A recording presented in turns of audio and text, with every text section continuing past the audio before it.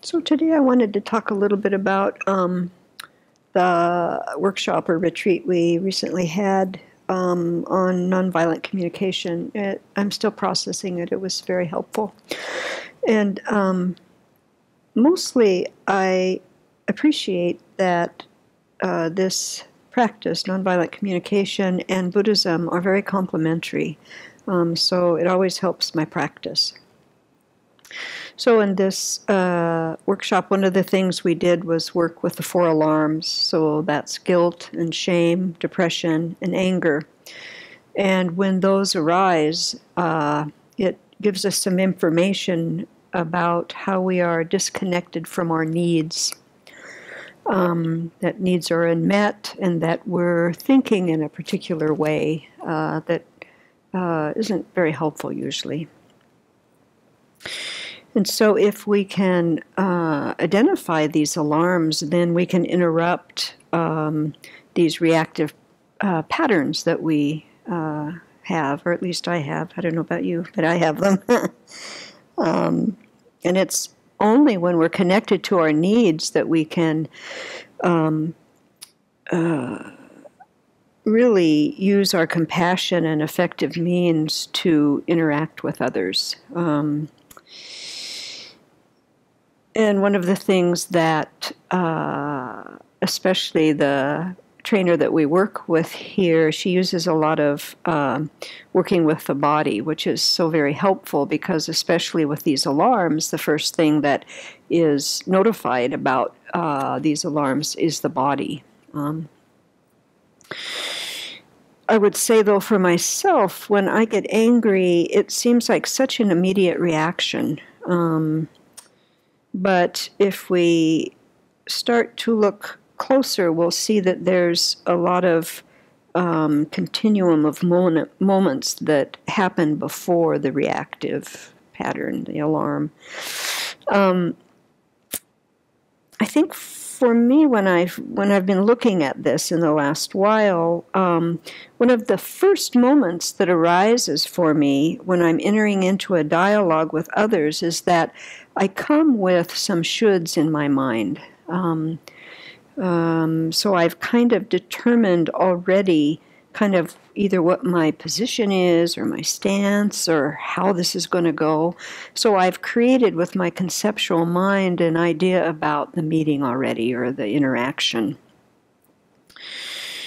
And that's not helpful on any level, because what I've come to is that I'm solidifying this thing that hasn't even happened yet, which is not helpful. And by doing that, I'm discounting my own experience because I've disconnected now.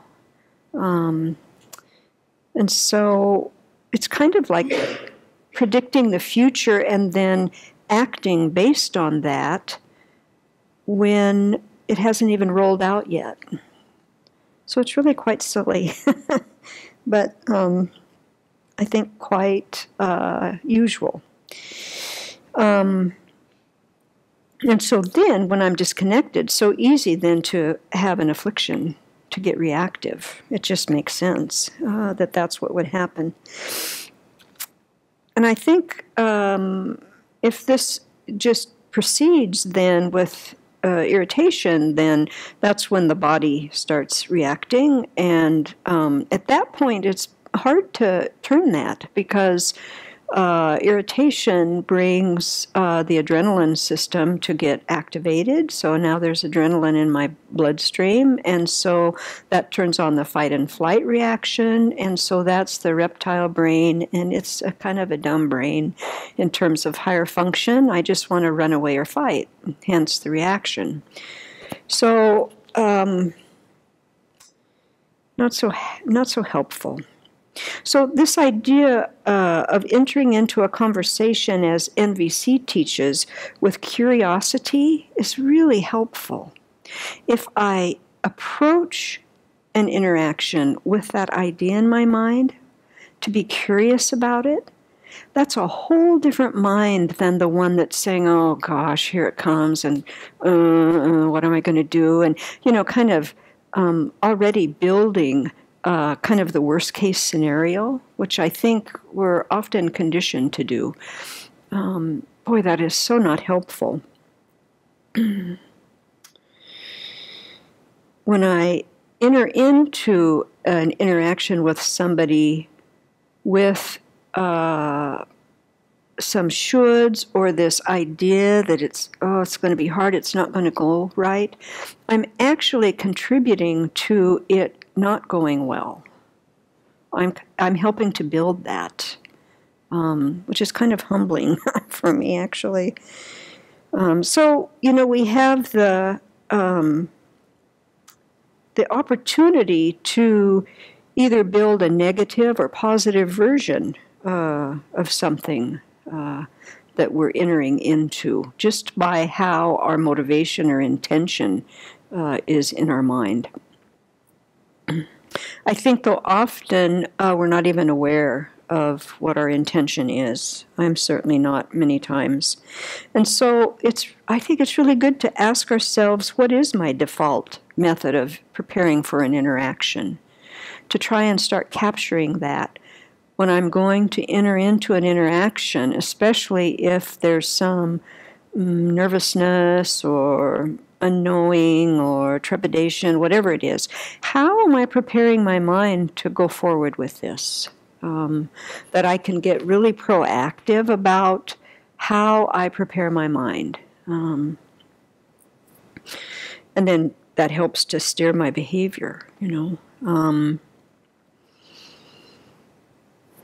I think that it's also quite, I think when it's an unconscious rolling out of this behavior, when I'm not even thinking about how I'm wanting to enter into this, I think, and there is some anxiety or whatever on board, then that really is a self-centered attitude that is really running the show now. It's like it's stolen executive control and steering my behavior in a very unhelpful manner usually. And so what to do with all of this? I think, once again, all the roads lead back to meditation practice. Being able to stay present with what is going on, what is coming up in my own heart and mind, that's the first step. And all of these are built on our meditation practice. Our meditation practice helps us to be aware and stay present and see what our mind and heart is doing in any moment. And then I think the next step is acceptance for what is arising. If I discount or I'm not connected to what is arising, then it doesn't go very well.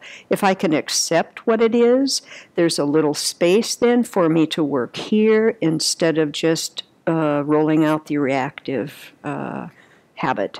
Mm-hmm. And so, this might seem like kind of a complicated, many steps, but we can certainly habituate to these steps and practice them and slow things down. And by doing that, then we can interrupt these patterns that roll out so easily and slow everything down, and then start reacting with a different mind and heart. And so I think really that this is the beauty of mind training that the Buddha taught, and then it's also part of the power of NVC practice, that if we combine those two, I think it's pretty doable to make a lot of change in how we habitually react to what's going on in our life.